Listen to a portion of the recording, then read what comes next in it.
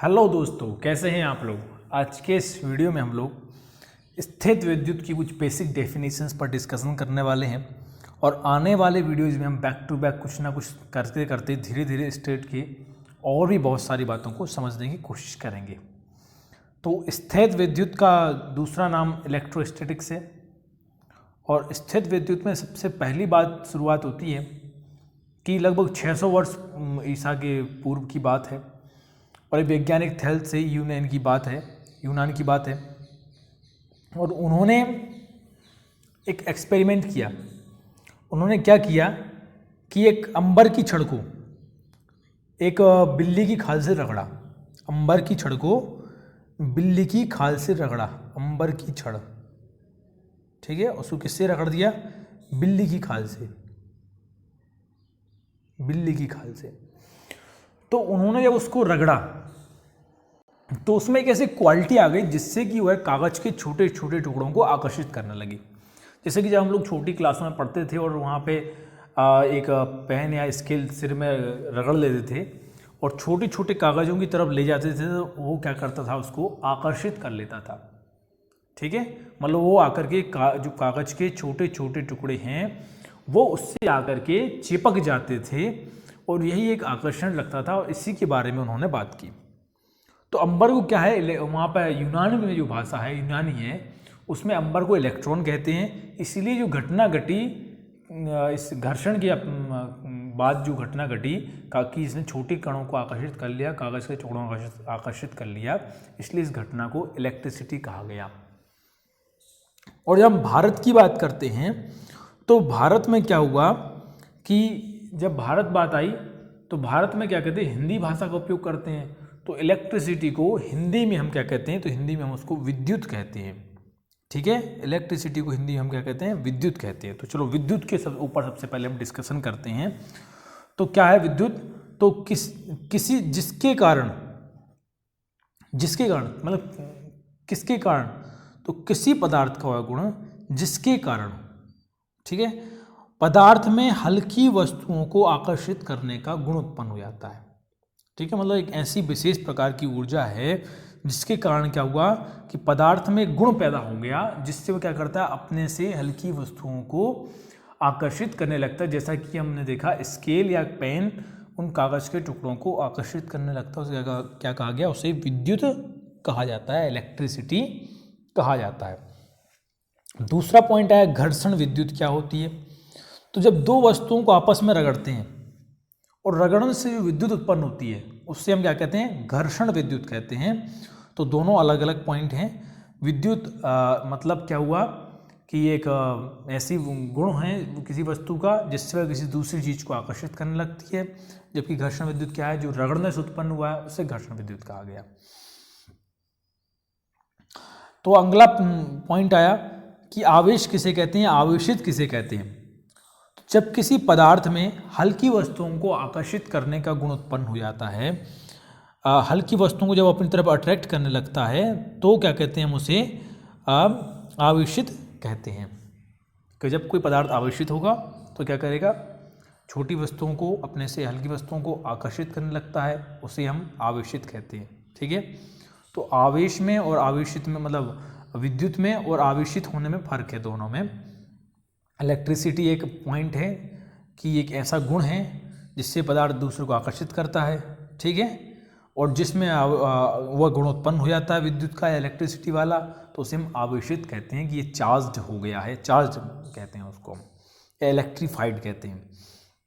अब अगर उसी आवेश को हम स्थिर कर दें, ठीक है, यदि पदार्थ के में उत्पन्न इस गुण को स्थिर रखा जाए तो इसे स्थिर विद्युत कहते हैं। अगर मतलब जो वो आवेशित हो गया और आवेशित ही रहने दिया जाए, मतलब स्थिर कर दिया उसके उस गुण को, तो या उसको बहने नहीं दिया जाए तो उसे क्या कहते हैं, हम लोग स्थिर विद्युत कहते हैं।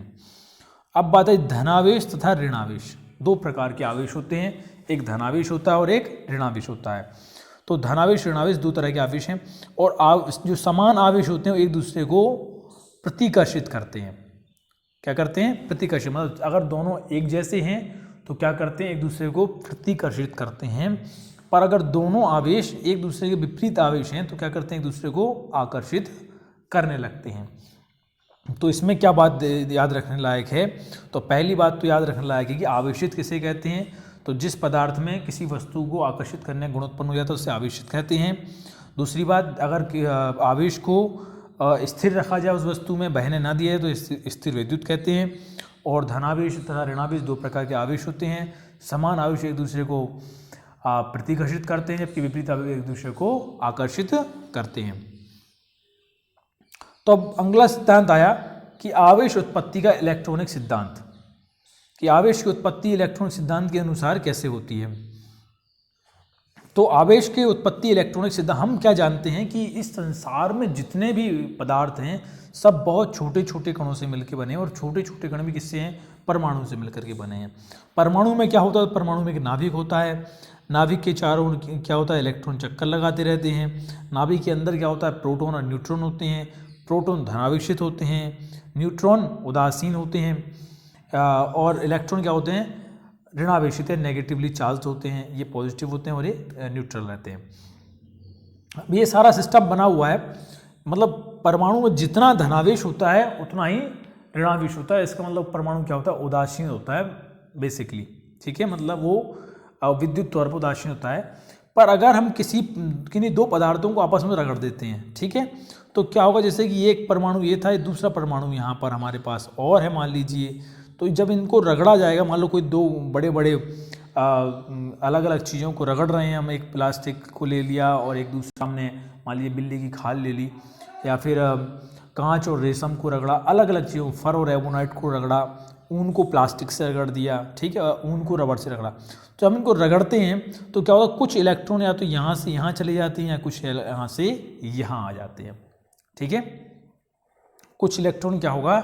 या तो यहाँ से यहाँ चले जाएंगे इसकी वजह से, या यहाँ से यहाँ जाएंगे। अगर इसमें से यहाँ इलेक्ट्रॉन आ जाएंगे तो क्या होगा? इसमें देखो इलेक्ट्रॉन घट गए यहाँ पे, पहले मान लीजिए 11 इलेक्ट्रॉन थे और 11 ही क्या थे? इसमें प्रोटॉन थे, तो बैलेंस बना हुआ था। पर अगर यहाँ से एक इलेक्ट्रॉन यहाँ चला गया तो यहाँ इलेक्ट्रॉन कितने रह गए? अब 10 रह गए, और प्रोटॉन कितने? 11, तो ये धनावेशित हुआ ना, इसका पॉजिटिव ज़्यादा दिखेगा हमें, ठीक है। और अगर इसमें एक इलेक्ट्रॉन आ गया तो यहाँ 11 थे तो कितने हो गए? मान लो 12 हो गए, और यहाँ कितने हो गए? 11 ही रह गए, प्रोटॉनों की संख्या, इलेक्ट्रॉन 12 हो गए।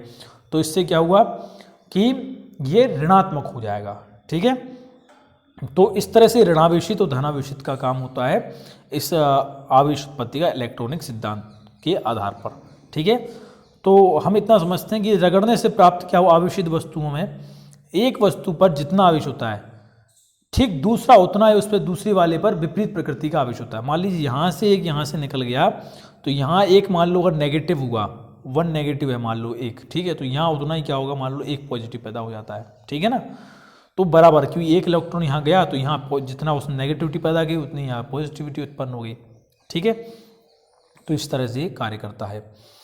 अब बात करते हैं आवेश संरक्षण के नियम के ऊपर। तो आवेश संरक्षण का नियम क्या कहता है कि किसी पृथक्कृत निकाय में, किसी भी पृथक्कृत निकाय में ना तो आवेश उत्पन्न किया सकता और ना ही नष्ट कर सकते हैं। मतलब जो आवेश पहले से था वो वही रहेगा, ना तो उसको नया पैदा कर सकते हैं और ना ही नष्ट कर सकते हैं। ये हम आज जितने भी संरक्षण के नियम सब जगह यही है, ऊर्जा संरक्षण के नियम। तो बोले ना तो उत्पन्न किया जा सकता ना ही नष्ट किया जा सकता, केवल उसको कहीं ना कहीं ट्रांसफर कर सकते हैं। तो इसके लिए कुछ इसके एग्जाम्पल हैं, जैसे कि हम रेशम से कांच की छड़ को रगड़ते हैं तो जितना आवेश उसमें से निकल कर के कांच की छड़ पर उत्पन्न होता है धनावेश, उतना ही क्या होता है? रेशम पर भी नेगेटिविटी उत्पन्न होती है, नेगेटिव आवेश जो है उत्पन्न होता है, ठीक है। तो इस तरह से इसको समझा जा सकता है। आवेश का क्वांटीकरण था मूल आवेश। अब आवेश का क्वांटीकरण क्या होता है? हम इतना जानते हैं कि प्रकृति में जितने भी मतलब आवेश है वह सदैव जो है हमें एक न्यूनतम मान का सदैव पूर्ण गुणांक होता है, और उस न्यूनतम मान को क्या कहते हैं हम लोग? पूर्ण गुणांक, जिसका होता है ई से डिनोट करते हैं, ठीक है। E4 क्या होगा? इलेक्ट्रिक आवेश, इसका मतलब है, या मूल आवेश भी इसको हम कहते हैं, ठीक है। और इसे आवेश की क्वांटम प्रकृति अथवा आवेश की परमाणुकता भी कहते हैं, ठीक है। ये क्या कहलाती है? इसकी आवेश की क्वांटम प्रकृति या इसको परमाणुकता भी कहते हैं। मतलब आवेश क्या हुआ? एक बहुत छोटे से आवेश का मतलब एक गुणांक का सदैव पूर्ण गुणज होता है। पूर्ण गुणज से मतलब ये है कि ऐसा नहीं होगा कि उल्टा सीधा 2.5 है 2.3, ऐसा नहीं। 2 3 4 5 1 2 3 4 5 से स्टार्ट होकर के चलेगा। तो देखो जैसे कि Q equal two plus minus NE, तो ये 1.1234 इसका है। ऐसा नहीं आएगा कभी भी आवेश कि 1.2E या 2.5E, ऐसा नहीं आएगा। यह सदैव पूर्ण गुणज के तौर पर उपस्थित होता है। अब इसके थोड़ा आगे चलें तो आवेश के मात्रक की डिस्कशन करते हैं। तो आवेश वैसे तो एक विद्युत आवेश क्या है, एक अदिश राशि है, सदिश नहीं है, पर फिर भी सीजीएस पद्धति में इसका जो स्थिर विद्युत मात्रक है वह क्या है, स्थित कूलाम है, स्थित कूलाम। तो तथा जबकि हम इसकी विद्युत चुंबकीय मात्रक कहें तो एक किसमें था, ये सीजीएस में। विद्युत चुंबकीय में होता है एब कूलाम, एब COULOMB, एब कूलाम, ठीक है। अंतर्राष्ट्रीय पद्धति में हम इसका मात्रक लेते हैं, कूलाम लेते हैं अकेला, ठीक है। तो अब थोड़ा सा इसके कूलाम के ऊपर डिस्कस कर लेते हैं। तो जब हम कूलाम की बात करते हैं तो लगभग ये समझिए आप कि एक कूलाम बराबर होता है 1/10 एफ कूलाम, और साथ में हो जाता है 3 × 10⁹ स्थित कूलाम होता है। एक कूलाम बराबर 1/10 एफ कूलाम और 3 × 10⁹ क्या होते हैं, स्थित कूलाम हो जाते हैं। जबकि कूलाम का संकेत क्या है, C है। इसको किससे प्रदर्शित करते हैं, C से प्रदर्शित करते हैं। हम सूत्र क्या जानते हैं, हमने पढ़ा था कि किसी चालक में होकर आवेश के प्रवाह की दर को विद्युत धारा कहते हैं। तो विद्युत आवेश बराबर कितना होता है, विद्युत धारा आवेश बराबर होता है विद्युत धारा, आवेश किसके बराबर होता है, तो विद्युत धारा, ठीक है, इनटू समय, ठीक। तो मतलब एक कूलाम बराबर कितना होगा, एम्पियर इनटू सेकंड होता है। तो इस प्रकार से हमने आज के इस वीडियो में बहुत बेसिक सी बातों पर डिस्कशन किया है स्टैटिक्स के, इलेक्ट्रोस्टैटिक्स के। अगले वीडियो में हम लोग कूलाम का नियम और इसकी विद्युत क्षेत्र की तीव्रता, स्थिर विद्युत बल आदि पर डिस्कशन करने वाले हैं। तो दोस्तों मेरा आप लोगों से यही कहना है कि आप लोग अगर हो सके तो वीडियो को लाइक ज़रूर करें। आपको अगर वीडियो पसंद आया है तो चैनल को सब्सक्राइब करना बिल्कुल ना भूलें, और साथ हम बेल आइकन दबाएं ताकि आपको अगले आने वाले वीडियो का नोटिफिकेशन तुरंत मिल जाए। थैंक यू दोस्तों।